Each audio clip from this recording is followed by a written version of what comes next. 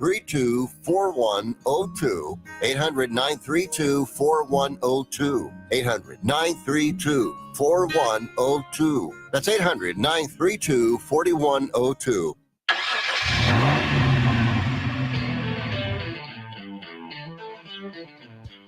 You're stepping into the fast lane on the VTRN Sports app.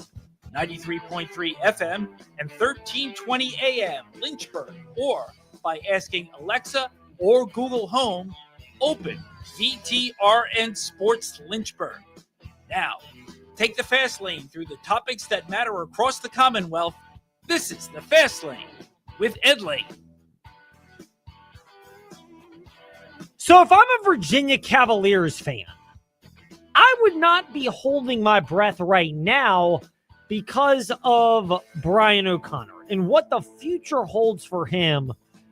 But I think the fact that we're not getting an update right now is an indication that if you're, again, yesterday in the fast lane, you asked me to put odds on it. It went from 2/3 to 1/3 that he leaves Virginia and goes to Mississippi State. I'll boost that a smidge. 73% chance he leaves for Mississippi State.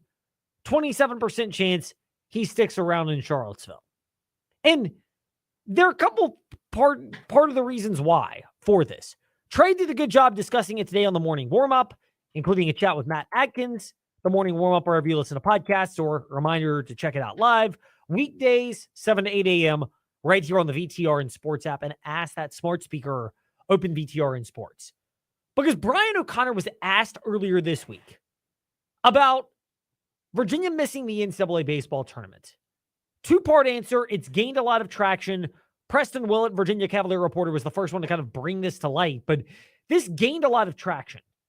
And what you'll hear says a lot for Virginia fans, but brings up some memories for Virginia Tech fans as well. That's a great question. I mean, I haven't in this, since the selection show, had time to talk to any other ACC coaches. I got a few text messages of, from them, that disappointment that we didn't get in, right? But, hey, that's existed for quite some time, and, the resources in some situations can be different, and that impacts it, right?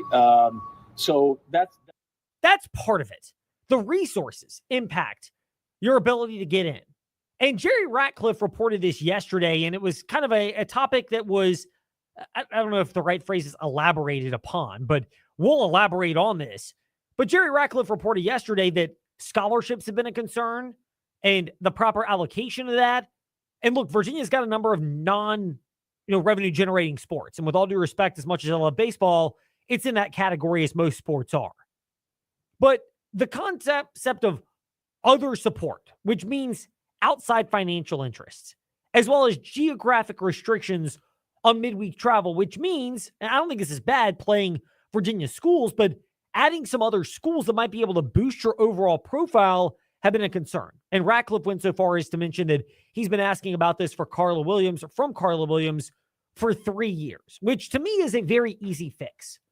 But all of that are things to be said, which is it's harder to justify not going all in on non-revenue sports in the ACC if you want to keep your best coaches, because with the amount of, as Kenny Powers would remind us, dollar bills, y'all, that the SEC and Big Ten schools have.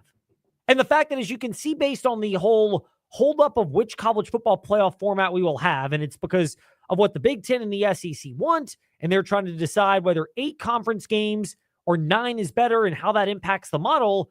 Really, as Melissa McCarthy would mention, they want you to know that they have lots of power. And that because they have lots of power, inevitably, they're going to go about driving the ship for everything else. Virginia Tech went through this last year. I mean, let's keep it real. The Virginia Tech Hokies went through this last year. Kenny Brooks left Virginia Tech because the Hokies, and I think justifiably so, basically said, look, we're going to limit how much resources we give to the non-revenue generating programs. And if you look at things on a financial bottom line, football generates revenue. In good years, men's basketball has the potential to generate revenue.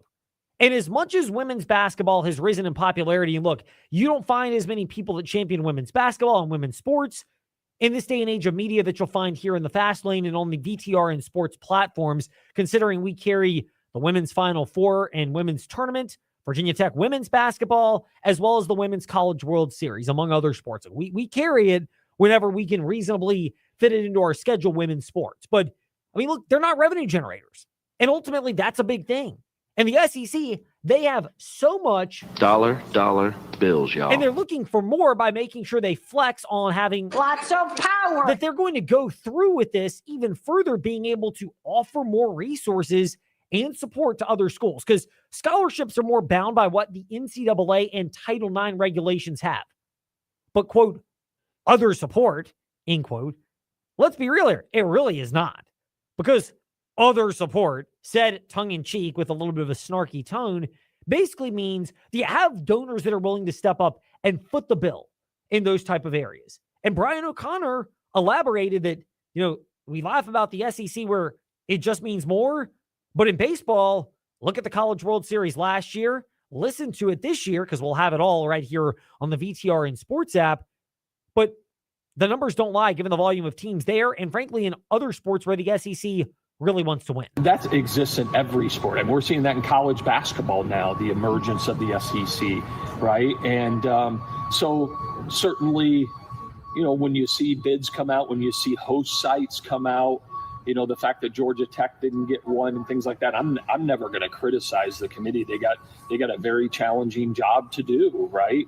But that kind of sends a little bit of a message of, where a group of people that are on a committee think about where conferences stack up in college baseball. Sends a message is an interesting choice of words from still current, but possibly in the future, former Virginia baseball coach Brian O'Connor, who, if you make me put my money down, I think he's going to Mississippi State. But I think there's a better chance. Like when Kenny Brooks was flirting with Kentucky, I thought it was closer to 90% that he was leaving Virginia Tech to 95%. Because he never came out and denied it and, was pretty clearly asked about it in the lead up to the end of the season. And you kind of saw where things were going. And also the fact that Virginia Tech was pretty explicit a year ago when Brooks left about football being the top priority. Now, here's where I get on Virginia and think it's reasonable to criticize Virginia a little bit more. They have a $6+ billion with a B dollar endowment. And I get it that a lot of that money has been earmarked not specifically for athletics. But where I bring that up and continue to bring that up and why it's relevant is it means you have a number of wealthy donors that if you want to tap into them to fund a particular program, you can certainly do that. Football, the quote, transformational gift. Meanwhile, women's basketball. Serena Williams, tennis legend that she is, greatest women's player of all time. Her husband, Alexis Ohanian, is the founder of Reddit, and he has pledged a quote, transformational gift to essentially bankroll Virginia Cavalier women's basketball. You can find that for other sports. Well, Brian O'Connor is basically asking in no uncertain terms, maybe not officially, is, hey, I need you to find that person at Virginia if you want to keep me around. If not, I'll go to a school and a conference where that's not as big of a concern because they're making more money for their football TV revenue. They can then allocate that to other sources, and SEC schools traditionally, although Virginia's got a pretty large alumni base and a pretty large annual enrollment, but there's a lot of that in SEC country, and they're willing to spend that particular money. And then you factor in on top of that the reality that schools like Mississippi State, Vanderbilt, and some of the others in the SEC, they're never going to contend, in all likelihood, for a national championship in college football, as long as even bigger schools like LSU, Auburn, Georgia, Texas, Alabama, and others want to contend in that. But what you can do is you can find a way to fund other sports that are maybe not as big. And the SEC's been on the cutting edge. And we had David Teal on Wednesday in the Fast Lane. By David Teal on Twitter and dailypress.com. Or better yet, just check out Fast Lane Ed Lane where you listen to podcasts, because and guess what? We keep receipts right there. But the schools like Virginia need to tap into those alternative paths of resources if they want to fund their programs. Or you can just be like Virginia Tech and basically say, look, we'll give it for football, certainly.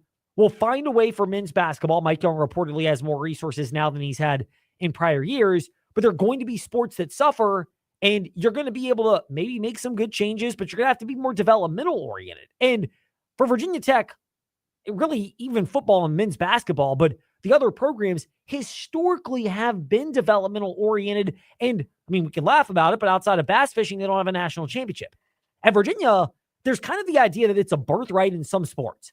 Men's lacrosse, which had a down year. Baseball with Brian O'Connor, which failed to make the NCAA tournament. Men's basketball as well, even before Tony Bennett got them the national title. But the idea that you should at least be contending for Final Fours in men's basketball and men's lacrosse. College World Series appearances in baseball, with obviously getting there, meaning there's the potential, or in our favorite curse word, the hope that you might be able to hoist a trophy at the very end of that appearance. And Virginia's got the receipts to prove it.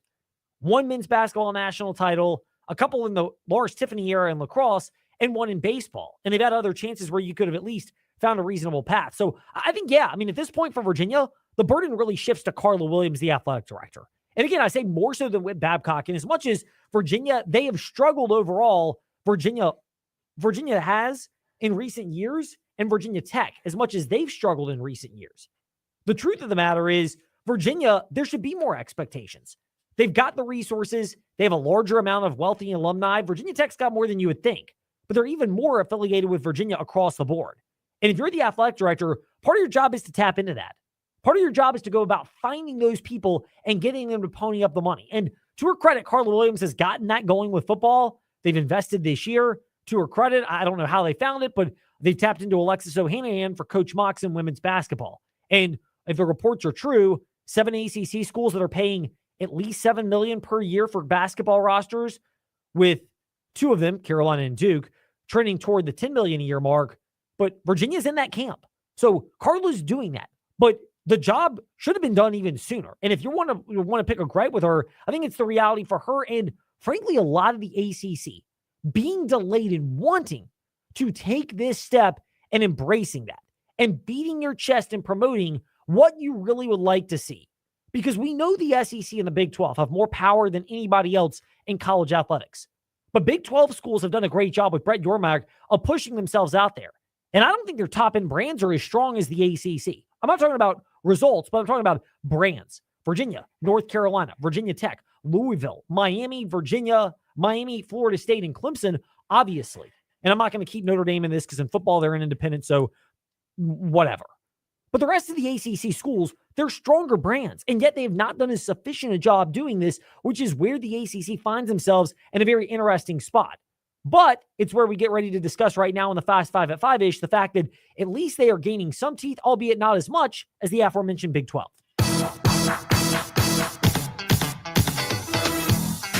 It's time for Fast Five at 5-ish.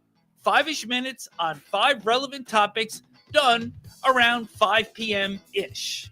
Ish, because our counting skills are kind of ish. Let's start with number 5. So one of the interesting things that has also come up about where we're looking in college athletics is, frankly, the concept of the college football playoff. And 2 formats were kicked around. One that the Big Ten apparently wants. 4 automatic qualifiers for the Big Ten and the SEC, 2 for the ACC and the Big 12, 1 for the highest ranking group of 5, and then a trio of at-large berths to the college football playoff. Meanwhile, the ACC and Big 12 have apparently come back and said, we would rather have a 5+11 model, 5 automatic qualifiers for the highest finishing conferences, ACC, SEC, Big 10, Big 12, and the group of 5. And then 11 at-large teams. And there's a brushback on this. The SEC and the Big 10 are basically bickering back and forth on whether we play 9 conference games, Big 10, 8 in the SEC. Meanwhile, the ACC and Big 12 have at least bounded together to say they would prefer the 5+11 format, which to me as an outside observer makes more sense because automatic qualifiers and then the at-large means there are a chance for more teams to get in. Now, the SEC and the Big 10, the SEC actually probably stands to gain even more teams the more at-larges there are. The Big 10, they're very top-heavy, so they probably would rather have the automatic qualifiers and then maybe one more at-large, and it could potentially sacrifice from the ACC. But the fact that they're bickering says a lot about it. It also speaks to the fact that the ACC and the Big 12 are in a wait-and-see game, but the Big 12, they've come out with more teeth about advocating for the desire they have for a 5+11, 5 automatic qualifiers, 11 at-larges into what will eventually be a 16-team college football playoff.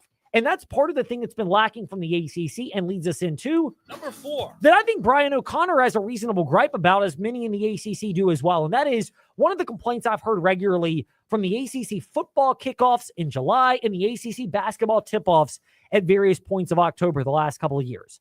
The lack of the ACC advocating for itself as a conference. We got more of that before the 2024-25 seasons in football and men's basketball. But prior to that, it felt like Jim Phillips was I want to be liked, but not necessarily respected commissioner. And when you want to be liked, but not necessarily respected, you're often worried about ruffling feathers. Look, the Big 12, the Big 10, and the SEC, when the SEC added Oklahoma and Texas, threw down the gauntlet on this, but really everybody's kind of in the same boat. Do what's best for you. And that means you have to advocate. It means you might have to ruffle feathers. And there's only so much leverage you have, yes, but if you're the ACC, champion your conference, because Brian O'Connor was mentioning that, how the SEC gets more in, but also that perception that comes from committees. It's a trickle-down effect from investing more money from football into other sports, while the SEC has grown and strengthened itself in men's basketball, women's basketball, baseball, and softball. But it's also something that you have to do, which is if you don't vouch for yourself, nobody else will ever do the same. Meanwhile, Number 3. a news story that has just broken recently.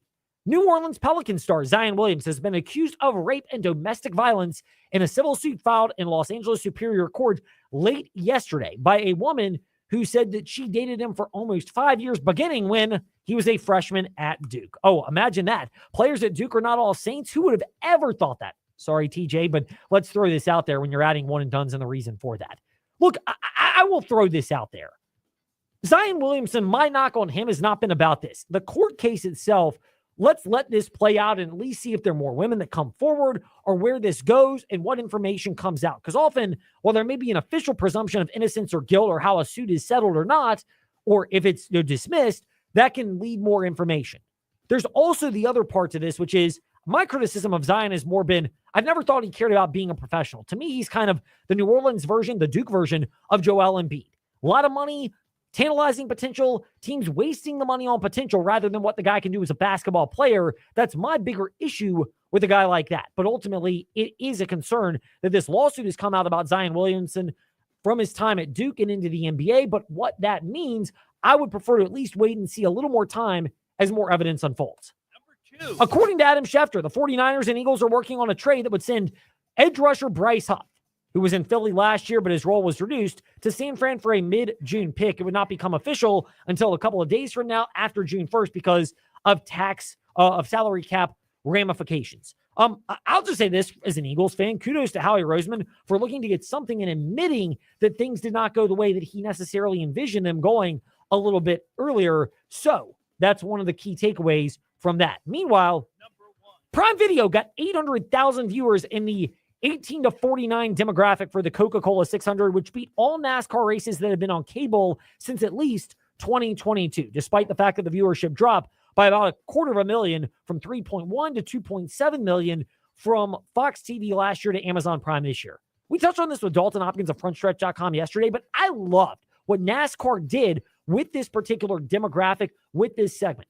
It's sacrificing a little now to gain more later with younger viewers. The more raw post-race show, which does not have a time limit, more free-flowing, drinking beers, Dale Jr., celebratory mood with the winner Ross Chastain, that appeals to a younger demographic. Not necessarily me, because I'm not really a pre or a post-game show type guy, but I'm not the desired audience by this entire thing. If you're venturing out and finding ways to connect with others, it can then rope those people in from streaming platforms who would then become consumers in other ways back to linear TV. I think there's a long-term play that looks good, at least initially, for NASCAR here. Meanwhile, when we return in the fast lane, we will get to more on NASCAR.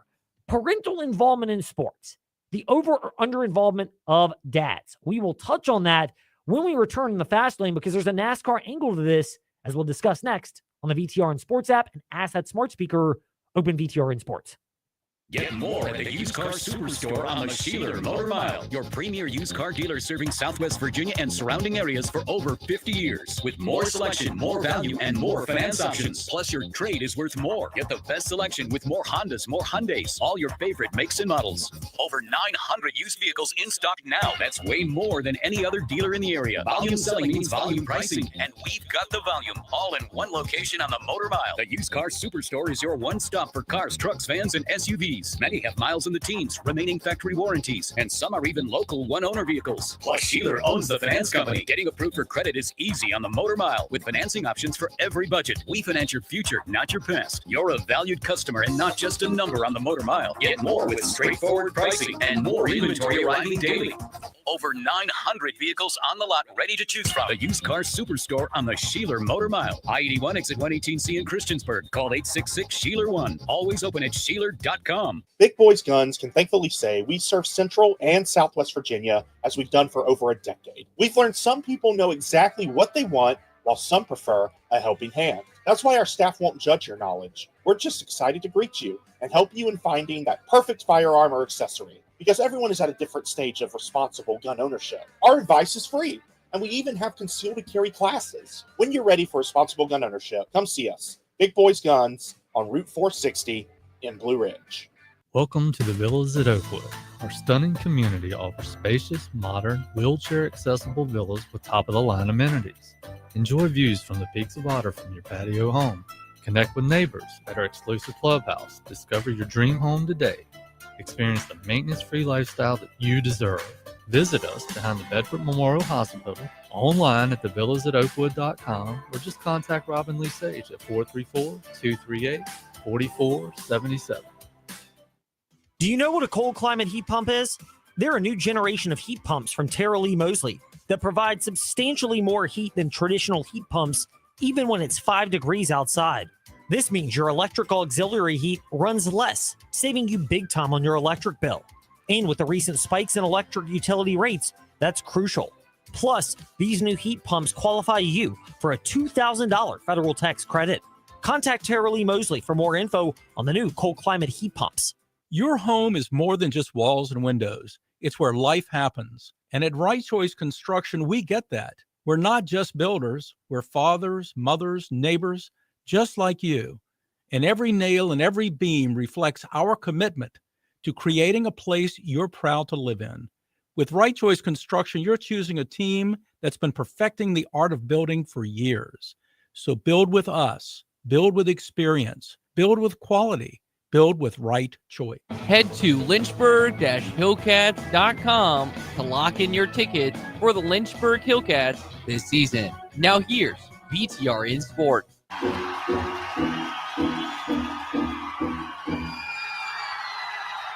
Step into the Fast Lane 24/7 at Trey Lyle VT and Fast Lane Ed Lane on Facebook, Twitter, Instagram, YouTube, and wherever you listen to podcasts. Now, back to the Fast Lane. So we've gotten some good feedback on our earlier discussion. Mike has chimed in, which we will get to right now, in some fan feedback. Come join the chat or give us a piece of your mind. Trey Lyle VT and Fast Lane Ed Lane on Facebook, Twitter, and Instagram. Now, it's time for fan feedback in the Fast Lane. So Mike has chimed in on the possibility, which I pegged 73%, Brian O'Connor leaves UVA for Mississippi State.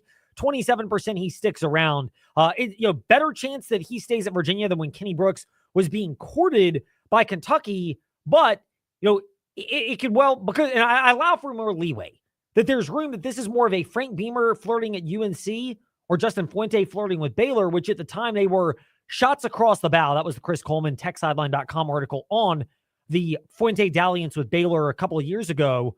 But the idea of sending a message to your program that you got to continue to fund things to make sure they have the resources necessary to compete. And I think there's enough history with O'Connor at Virginia that's why I don't peg it as big that he's leaving, because I don't think it's as definitive that Virginia is going to try to just limit the resources to certain sports because they have a larger alumni base. Meanwhile, Virginia Tech, it's smaller. I think what Babcock knew, football had to be priority number one, and that like a lot of schools, Tech and UVA, behind financially on their commitments to those schools. Mike chimes in, the whole situation right now, it's an indictment on Carla Williams, and name one tangible thing that she's done to deserve keeping her job.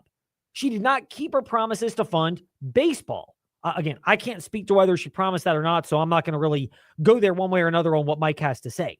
Mike adds, she's also prioritizing things that are not proven winners at UVA. Tony Bennett was always going to go, which I agree with Mike on that one. Tony Bennett was going to retire because I just don't think he liked the climate of college athletics versus why he got into it in his deal with Mission. And look back when he was honored at the Georgia Tech game earlier this year, how he mentioned it was one of the last true classes of traditional student athletes. He thinks very fondly of that model. That's not the reality in this day and age, at least not at the Power 4 level where UVA is aspiring to play. But Mike adds on this, the whole Brian O'Connor with Mississippi State, situation that's popped up. Nothing final yet, but Mississippi State's playing this weekend, so I don't expect it until they're no longer playing games, at least this weekend. Mike adds, Carla could have had a team and a GM run the NIL transfer stuff for Tony Bennett. They also have been late to realize football has to be successful to fund everything else. Meanwhile, women's basketball has been a disaster to this point. I'll brush back a little on that. I think Mox, the jury is more still out. And if Alexis Ohanian is going to bankroll it, and again, nobody knows how much he's spending, at least not publicly, I think they have a chance to have more resources that make them appealing. And it looks like they have a very strong class that's come in.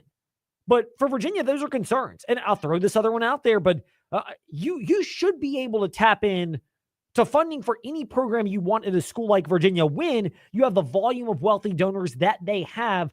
And they could access it for football, which they did. Alexis Ohanian stepped up for women's basketball. Men's basketball, I don't know who did it, but they got into that 7 to 10 million range along with 7 to 8 other ACC schools for roster construction this offseason. But you're behind, and you have to continue to be doing that for other sports because the SEC clearly values baseball.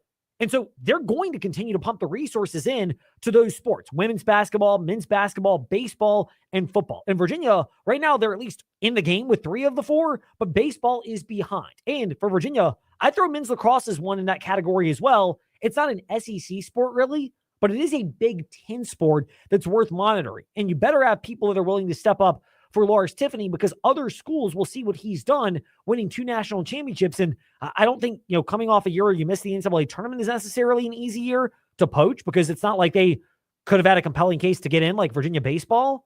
But, it is disappointing still because of that. Meanwhile, we'll get into one quick thought, but time to get into the weeds on a totally different subject before we get into that in a discussion as we go right now into the weeds here in the Fast Lane. The haters say we get into the weeds. They may even say we get into the weed. Smoke weed every day. Nah, we love getting into the weeds to discuss some cool sports details here in the Fast Lane. So one of the compelling things that has come out of this weekend, and it's a bigger picture thing in sports. And again, I may think of this differently, having covered sports for a while, having realized that what parents dream of their kids becoming in sports is not likely the reality their kids are going to meet. You might be really good in high school, but you might be relegated to D3 in college and then back to the real world after that. And there's nothing wrong with that. That's how most of it is for us. But dads either thinking more of their kids or over-involvement or living out their dreams vicariously. Because Kyle Larson had an interesting point. Trying to run the Indy 500 and the Coke 600, and he crashed out of the Indy 500, and there were distractions, and he crashed out of the Coke 600, and didn't seem like he was fully engaged in either of those weekends the right way. He said, and this is according to frontstretch.com, quote, "When I was probably really young, honestly, I recognized at an early age how much the Indy 500 meant to my dad." And he added on to that, "I felt you have to run the Indy 500. It was really cool and gratifying for me last year. My dad getting to see his kid run around the speedway in an Indy car, it made me proud to see him proud. Those are memories I'll never forget." So first of all, we all have that connection. If you're blessed enough to have an actively involved dad in your life and to have a relationship with him, that's an awesome thing. An over-involved parent is better than not involved parent. But trying to live vicariously through your kid or steer your kid to things that you were interested in, even if it's not their passion or in their best interest, to me, that's unhealthy parenting as a dad of 6-year-old boys. I'd love my kids to get into playing sports, watching sports, talking about sports, or do something like that if it's their passion.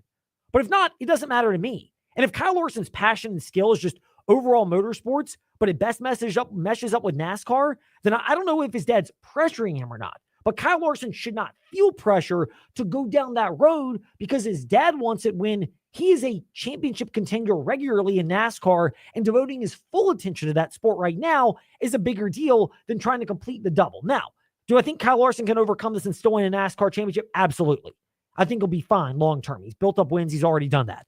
But it still is an interesting angle that we'll elaborate on next in the Fast Lane because we're going to touch on it from a quarterback angle. There's an interesting article about QB dads, and we'll discuss it with the author, Joe Rexrode from The Athletic, next in the Fast Lane.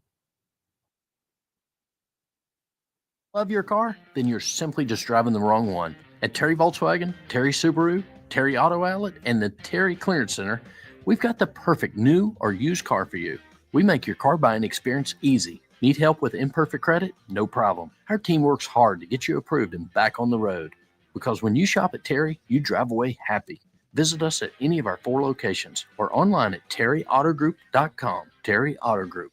You'll love our cars. At Big Boys Guns, one thing we've learned over a decade serving Central and Southwest Virginia is that you value the freedom to choose. That's why you'll find the largest selection of firearms, silencers, reloading equipment, ammunition, and AR-15 parts, all under one roof. And if it's not in stock, the BigBoysGuns.com web store shops warehouses on a live feed, so you'll know exactly when your product is here. Come see us on Route 460 in Blue Ridge and BigBoysGuns.com. That's Big Boys with a Z, Guns.com. Car insurance rates are rising rapidly. That's no secret. It's because the cost of medical care for those who are injured and the repair and replacement cost of damaged vehicles is skyrocketing. But what can you do about it? Hi, this is Judd Gardner with Gardner Insurance Solutions in Lynchburg. We've been helping Central Virginia drivers purchase the coverage they need at affordable prices since 1993. Talk with us before you pay again. We represent numerous companies and have many cost-saving strategies. Gardner Insurance Solutions, 434-316-5433. Have you looked at your home's exterior lately? Do you see faded siding, paint peeling, and wood rotting? Windows that are impossible to open and close and gutters falling off? Call Collins Siding and Windows to transform your home's exterior and save you money on energy costs. Dreaming of a new porch or sunroom? Collins can do that too. Since 1989, Collins Siding and Windows has been transforming homes in Central Virginia. Roofs, windows, siding, gutters, porches, decks, and sunrooms. They can do it all. Call Collins Siding and Windows today, 434-525-6307. Experience, reputation, growth. These are what make Brownstone Properties the area's most trusted property management company. With the recent addition of 15 new communities at Smith Mountain Lake, we have expanded our HOA portfolio to over 80 communities across the region. Combine these with over 2,500 residential units, and it's easy to see why our reputation and business continue to grow. Let our experience work for you. Visit us today at brownstoneproperties.com or 3720 Old Forest Road in Lynchburg.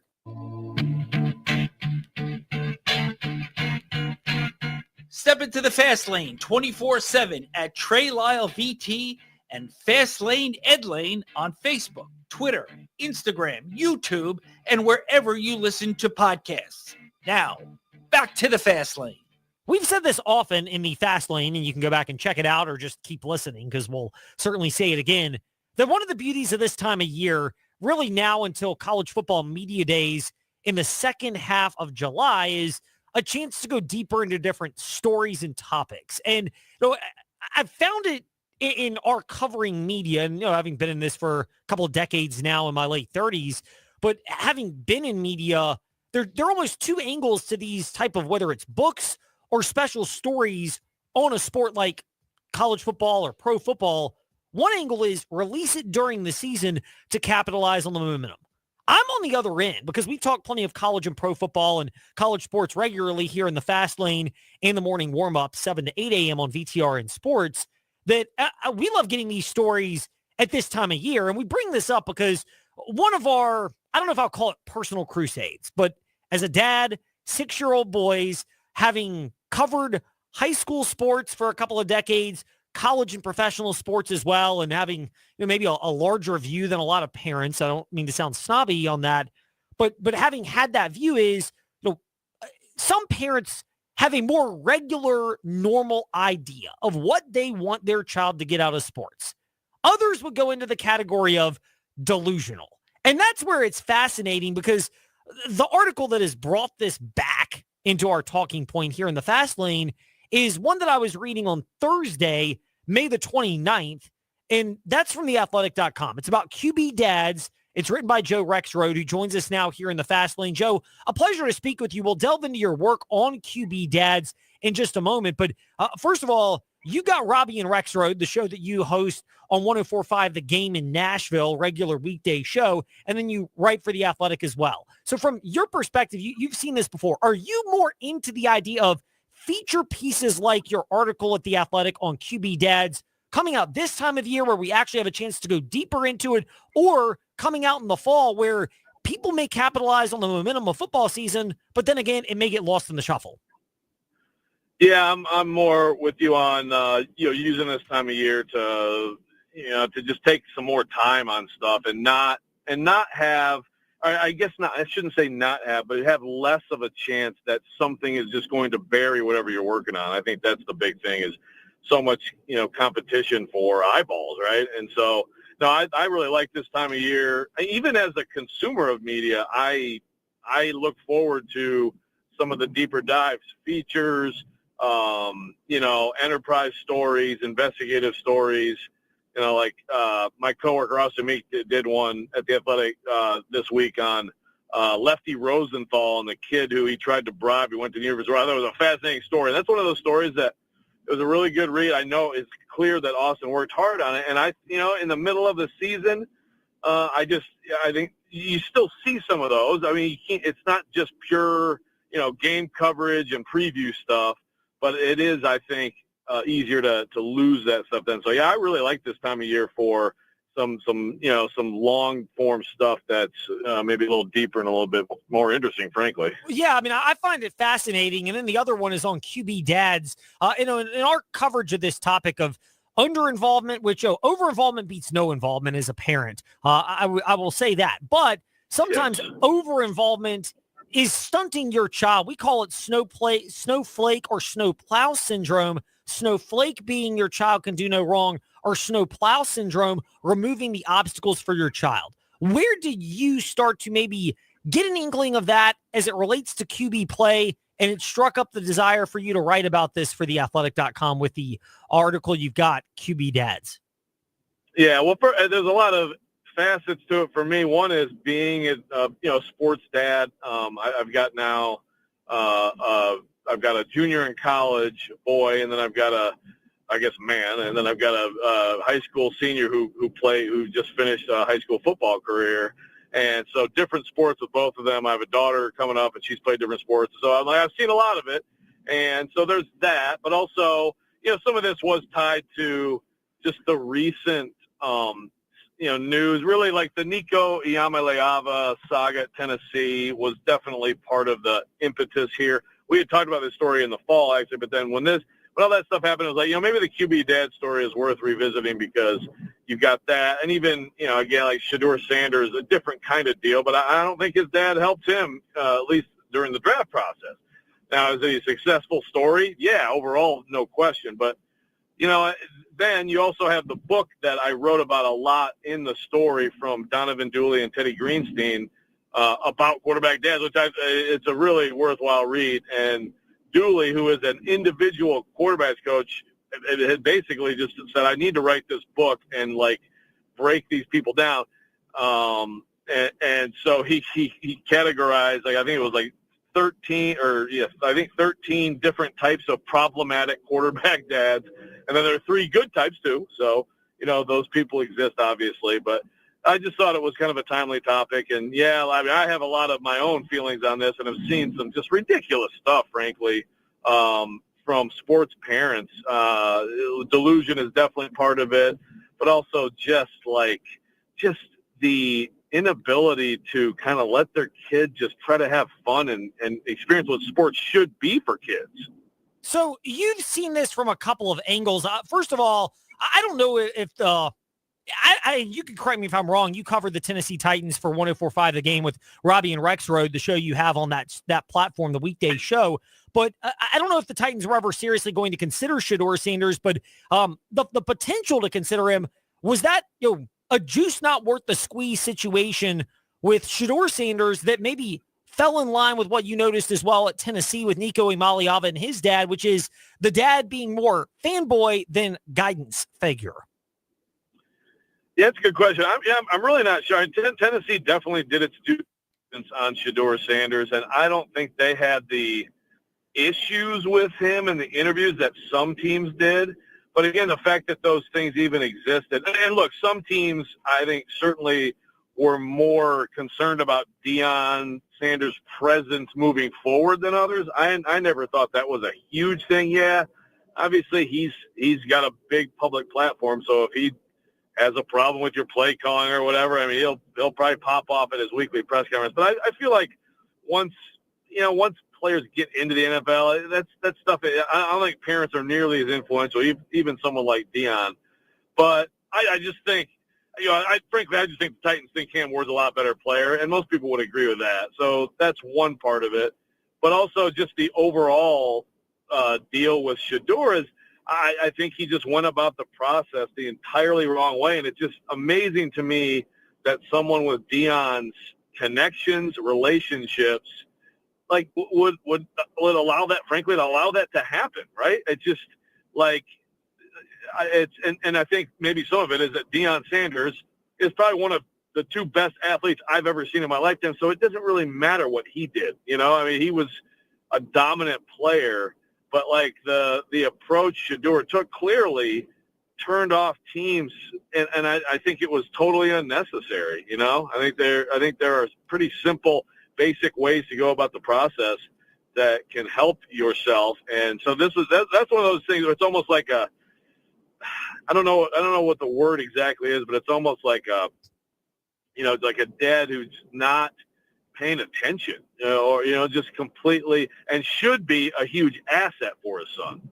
So there were 3 specific tiers of bad dads that Joe Rexrode, who's with us here in the Fast Lane, wrote about in theathletic.com. 3 specific out of like 13 that you could put in there. The wee dad who thinks he's part of the team, the stat-hungry dad, or the one that you seem to be describing, and I'll be blunt, I think I found this one to be the most common when it comes to parents and their perception of their child, the, quote, really not in touch with reality, end quote, dad. Have you found that latter to be the most common of over-involved parents? Yeah, I think so. It's hard for me to totally quantify. And certainly, again, Donovan Dooley, who wrote this book, he's like, I know dads who hit all these categories. So, but yeah, I think that's probably as much as anything. And this is, of course, isn't confined to quarterback dads either. It's not confined to football. I think you see it across sports, and I've seen it in a lot of different sports, different positions. The parent who, it's like I understand you love your kid and you want your kid to have the best experience possible. And you think your kid has worked hard and is good, but like, can you step back and look and see why maybe he or she is at this position, or the playing time is what it is? It's like, and then it gets into tearing other kids down. I think that's a part of it too. It's not just you're delusional about how good your kid is. You also become delusional about how bad the kid who's competing with your kid is, right? And then you voice it publicly. And then you voice your issues with the coach publicly. And it's way too common. And I will say, like, early for me as a parent, like, you see things like parents getting in fights at games, and it's like, of course, youth sports is out of control, all that stuff.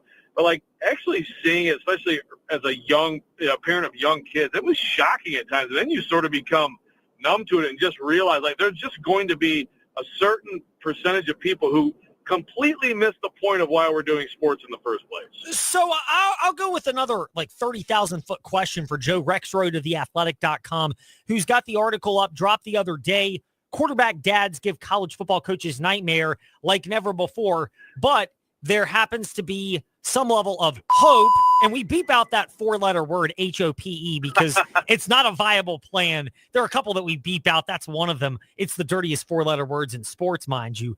But you mentioned all of that. Having covered, I don't know if you've done high school football games. I broadcast high school football, basketball, other sports. I don't know if you've covered that, but clearly you've covered high school at a level. How much do you wish parents who are delusional about their child would just look at all the high school sports? And I mean, correct me if I'm wrong, but this has been my not so scientific evaluation. The kids that really do have pro potential pop differently at each level they ascend to rather than blending in. Well, sure, exactly. Yeah, I mean, no question. And yeah, covered a lot of it. And like I said, especially the last few years as a parent. And it's like, and there are so many good parents, by the way, too. And that's the thing is that it's like, I think those of us who like see what I do think it's still a loud minority or how they're behaving. It's like you almost try to overcompensate. And I mean, I can't tell you how many times I told my own kid, look, these coaches, they work hard. They're under a lot of pressure. I mean, you may not be happy with this or that, but you have to go up there and listen to your coach. That's what it is. You have to do your job, work hard, be a good teammate, and see where it comes out. But yes, I mean, it's especially like the parents who, and look, sometimes the parents of the kids who are great, who do pop, are also problematic, But at least like they have something to say. Like at least it's like, well, yeah, that kid is different, But then it's still like your kid is going to, maybe it's a receiver who didn't get the ball out of a particular game, but is a prospect. The tape's there. Like, you don't have to have 7 for 140 and 2 touchdowns every game to get the offers you want. If you are that level of player, and I have seen this as someone who was that level of player, like, you don't need to freak out about the production or the quarterback needs to throw to my kid every time and stuff like that. So it's like there's so many different levels of all of it. But certainly then you get the parents who they don't seem to notice. Like, yeah, your kid's out there trying hard and doing fine, but you see these 5 D1 kids on the field, right? You just see the difference. It's amazing how they pop, and you get this all the time. And there are a couple of things that were poignant in your article. One of them being, and you kind of brought this up, the code phrase, which is that dad is wired a little different, end quote, which is really a polite way of saying maybe like, do not touch. This is a real hot situation in which you're about to go. How did you find in writing the article QB Dads for theathletic.com, Joe? How much did you find that current college football coaches might even have been afraid to speak anonymously without their name or university attached just because of the nature of dads being so fickle and sometimes a little bit more thoughtful in their value versus reality? Yeah, well, the original idea going back was let's just tell some crazy stories, But then you quickly realize no one's giving you specific stories because then that dad is going to know who told the story, right? So then it's like more than one coach told me, like, do you want me to ever get a quarterback again or not? Because, so there's definitely – so you sort of had to change from this idea that, yeah, we're not going to be able to tell so many stories. I mean, everybody can tell the Marv Marinovich, Todd Marinovich story, right? Like, some of these are well documented. And there are other dads who out there over the years who are well – Tate Forcier at Michigan, his dad, and the QB Force, and you get various documented stories, but a lot of the stuff. I mean, I was told a lot of stories in the midst of reporting this that were like, but of course you can't write that, And it's like, yeah, I get it, but some pretty good ones. And again, just the meddling and we need to talk about like doing more quick game on third down and, stuff like that. Right. So I did have to sort of pivot a little bit to more generalities from the coaches, but there's no question. Like I think, and this is one of those things that it'd be great to be able to like poll the Power 4 leagues or something like that. But I don't think there are too many programs out there who recruit quarterbacks without seriously vetting the dad and weighing, the pros and cons of like, we like this kid. How's the dad? Is the kid talented enough? If the dad is the problem, is the kid talented enough to overcome that? He better be awfully good. How much of it boils back to one of these lessons that's like parents are afraid to teach their children this, Joe, but inevitably you kind of need to teach your kids, which is sometimes, and you don't want your kids to be, kind of D-bags out there, but greater talent leads to greater tolerance. And if you're really talented and you produce, they'll put up with a lot.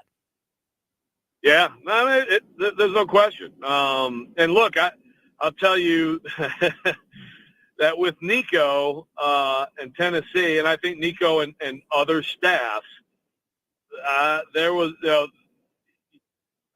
Nico's recruitment tells you how much people think of him as a player because the word on the street was like, oh, Big Nick is a problem. I mean, he's quote unquote a coach, and sometimes you get that too, right? Like if a dad is actually trying to coach, you would hope that would be good. Some of the best QB dads cited are actual coaches, actual coaching, middle school level or high school level or whatever. Like, those are some of your best QB dads because they understand what it is to actually coach kids and have a team and all those things.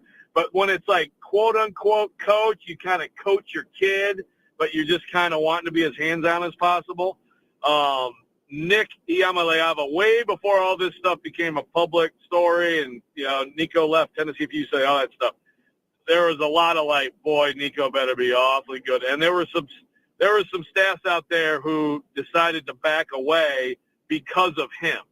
And I still believe, I understand that Nico did not have a great season last season, but I still believe he's a guy with all the tools to be like a first-round pick. I think he has that kind of ability. And he's a very likable kid, very liked by his teammates. So, that tells you how much of a deterrent his dad was. So we'll wrap up our chat with Joe Rexrode of theathletic.com on this point.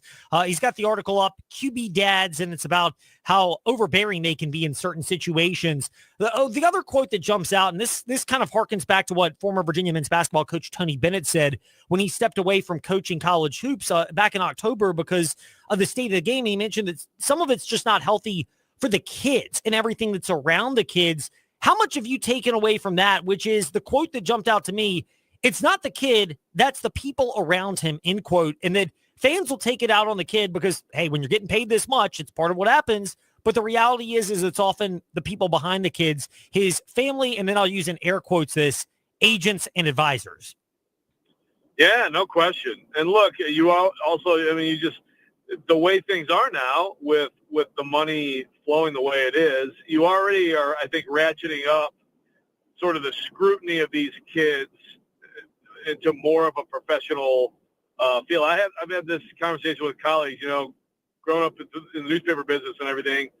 We sort of had this kind of like, I remember one time I was covering a high school football game and I wrote in the story the name of the kid who had the key fumble, to lose the game. And my editor said, look, we don't need to put we can say, East Lansing High School fumbled and you can name the kid who recovered it, but why are, these kids they're not getting paid. They don't get scholarships. They're not getting anything.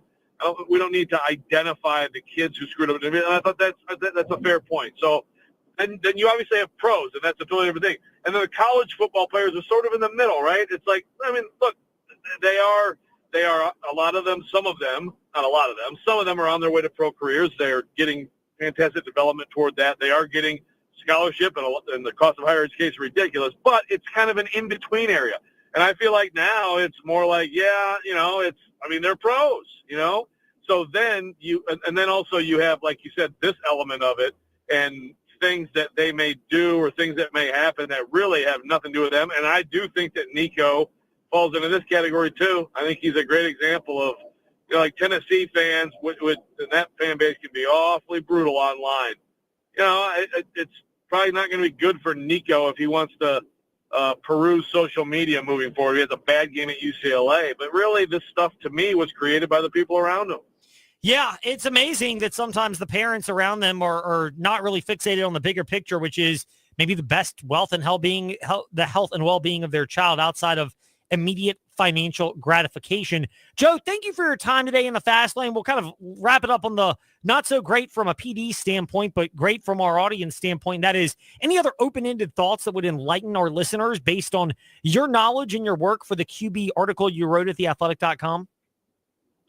I just think that to me, my favorite interview for it was Clark Lee of Vanderbilt head coach.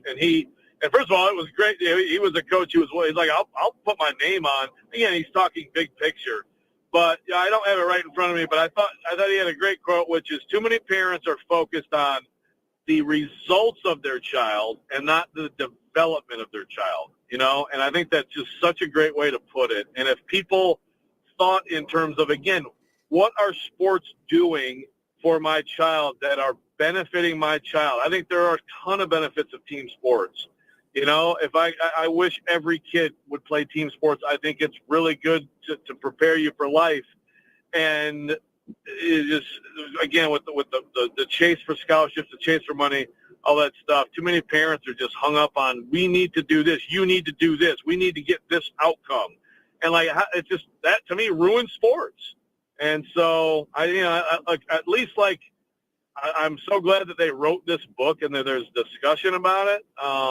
And I do hope that I wrote in the piece, I know your 4-letter word that I love that you bleeped that out, but maybe when a little bit of the chaos calms down, which I think in one way or another will happen, maybe that helps a little bit. Maybe some awareness conversation will help a little bit, but we're a long way from that. It's okay. You can say hope as we beep it out and are ready for it every time here in the Fast Lane, although some of our listeners would beg to differ at Fast Lane, Ed Lane, wherever they listen to podcasts, because as one very prominent QB dad would remind us. And guess what? We keep receipts. Very much so, right there. In the meantime, you can keep the receipts at Joe Rexrode on Twitter, theathletic.com. The article is linked up at his Twitter account as well. Joe, thank you for sharing that perspective with us today in the Fast Lane. It was awesome to get that, and we really appreciate it and glad we could share with our listeners. Absolutely. Thanks a lot for having me. I really appreciate it. Indeed. Joe Rexrode with us here to wrap up the Fast Lane, and a great way to connect with him, and really a fascinating perspective that builds on some stuff we've touched on regularly, which is the delusion of parents versus the reality of what is best for their child. Now, don't fault anybody, again, for getting what you can financially, but the old analogy of bending over a penny or bending over a dollar to pick up a penny, where, if you take good money right now with the opportunity to be developed for the NFL, then maybe it'll set you up for even more down the road. And I get that there's a little bit of, prayer you're going to have to attest to, but if you're really that gifted in that regard, sometimes learning something and having to master it can also prepare you. That is a topic worth a bigger discussion. We appreciate your time and giving you some of ours today. We're back Monday, 5 to 6 p.m. VTR and Sports App, 93.3 FM. Opportunity and joy. No one can change the world on their own, but with God's help, we can transform it by restoring hope to one person, one child at a time. Volunteers from your community and around the globe, or joining Mercy Ships to bring life-changing healing and hope to the forgotten poor. To learn how you too can help change the world one child at a time, go to mercyships.org today.